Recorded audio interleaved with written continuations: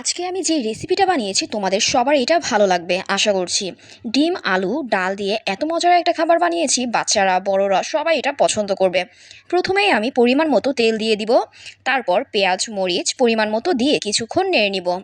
তারপর হলুদ গুঁড়ো জিরার গুঁড়ো মরিচের গুঁড়ো পরিমাণ মতো দিয়ে কিছুক্ষণ নেড়ে নিব। তারপর লবণ দিয়ে দিব, রসুন বাটা দিয়ে দিব, আবার কিছুক্ষণ নেড়ে নিব।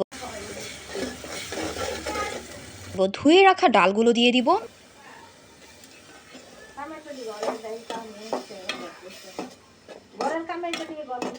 কুচি করে রাখা আলুগুলো দিয়ে দিব, তারপর কিছুক্ষণ নেড়ে নিব।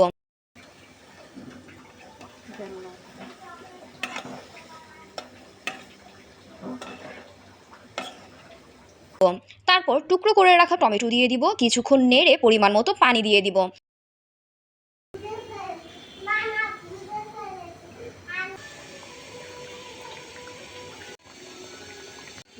সমস্যা নেই।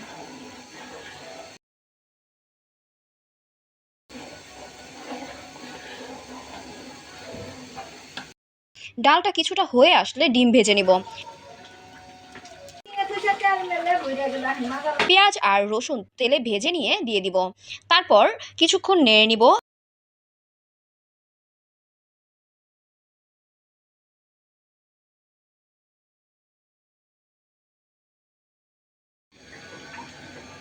অনেক সুন্দর লাগছে কালারটা। ডিমগুলো দিয়ে দিব, তারপর ডালের বলক চলে আসলে নামিয়ে নিব। দেখছেন কয়টা হচ্ছে পুরো বইটা গেছে।